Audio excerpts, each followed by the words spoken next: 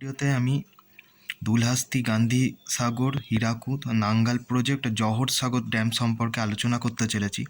দেখো, দুলহাস্তি যে প্রজেক্টটা হয়েছিল সেটা জম্মু ডিভিশনের ডোডা ডিস্ট্রিক্টের অন্তর্গত চেনাব নদীর ওপর নির্মিত হয়েছিল। এটা মূলত নির্মিত হয়েছিল শ্রীনগর ও জম্মুতে যে শহর আছে সেখানে চন্দ্রভাগা নদীর জলকে ব্যবহার করে যাতে বিদ্যুৎ উৎপাদন করা যায় তার জন্যই এই প্রজেক্টটা করা হয়েছিল, যেটা হয়েছিল 1986 সালে। এটা হচ্ছে ডুলহাস্তি। আর গান্ধী সাগরটা কোথায় হয়েছিল? চম্বল নদীর ওপর। এটার বিদ্যুৎ উৎপাদন ক্ষমতা 115 মেগাওয়াট, 5টা জেনারেটর ইনস্টল ক্যাপাসিটি। এটা গান্ধী সাগরে হয়েছিল। এটার 4টের ক্যাপাসিটি হচ্ছে 2300 কিলোওয়াট আর একটা হচ্ছে 2700 কিলোওয়াট।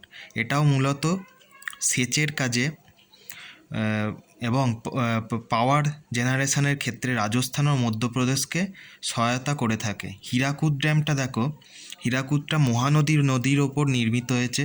এটা কেন্দ্রীয় সরকার দ্বারা উন্মোচন করা হয়েছিল। 14 কিলোমিটার দীর্ঘ এই ড্যাম লংগেস্ট ড্যাম বলে পৃথিবীর মধ্যে গ্রাহ্য করা হয়। তারপরে এই যে প্রজেক্টটা কনস্ট্রাক্টেড হয়েছিল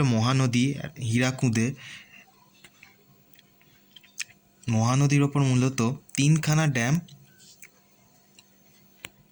উন্মোচন করা হয়েছিল, যেটা হীরাকুদ, টিকরাপাড়া, নারাজ।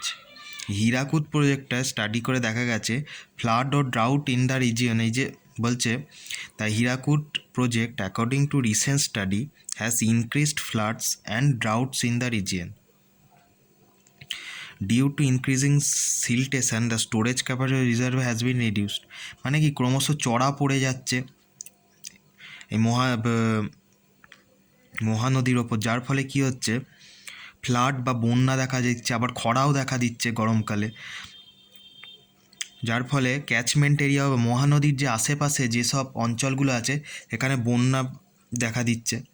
এটা হচ্ছে হীরাকুদ প্রজেক্ট সম্পর্কে ছোট করে দেয়া আছে। এবার হচ্ছে নাঙ্গাল প্রজেক্ট। নাঙ্গাল প্রজেক্টটা কোথায়? নাঙ্গালে হয়েছিল। এবার কি বলছে, এটা 30 মিটার হাই এবং 305 মিটার লম্বা এবং 121 মিটার প্রশস্ত। Its main function is to generate electricity. এটাও ইলেকট্রিসিটি হয়েছিল। আর ভাকরা ক্যানেলকে, যেটা ক্যানাল আছে, যে খালটা আছে ভাকরা খাল, সেটাই জল সাপ্লাইতে এই নাঙ্গাল প্রজেক্ট যথেষ্ট গুরুত্বপূর্ণ ভূমিকা পালন করে। জওহর সাগর ড্যামটা কি?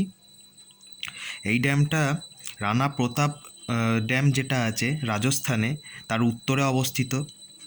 40 কিলোমিটার নর্থ অফ রানা প্রতাপ সাগর। মানে রানা প্রতাপ সাগর ড্যাম যেটা আছে তার থেকে 40 কিলোমিটার উত্তরে অবস্থিত। এটাও একটা এই প্রজেক্টেরও মূল উদ্দেশ্য হচ্ছে ইলেকট্রিসিটি জেনারেশন, ফ্লাড কন্ট্রোল মানে হচ্ছে বন্যা নিয়ন্ত্রণ, এবং সেচের কাজে বা যেসব সংলগ্ন যে ক্ষেতগুলি আছে সংলগ্ন এরিয়াতে কৃষিকাজে যাতে জল সাপ্লাই হয় সঠিকভাবে, তার জন্য এই ড্যামটি উন্মোচন করা হয় বা উদ্বোধন করা হয়েছিল। এবার কোসি প্রজেক্টটা কি? এটা হচ্ছে কোসি বলা বাহুল্য। কোসি নদী হচ্ছে বিহারের দুঃখ বলা হয়। এটারও মূল উদ্দেশ্য হচ্ছে মূলত ফ্লাড কন্ট্রোল, সেচের কাজে ব্যবহারে এই কোসি প্রজেক্টটা করা হয়েছিল। কোয়েনা প্রজেক্টটা কি?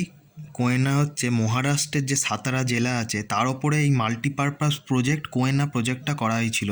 এর ইনস্টল ক্যাপাসিটি কত? 880 মেগাওয়াট।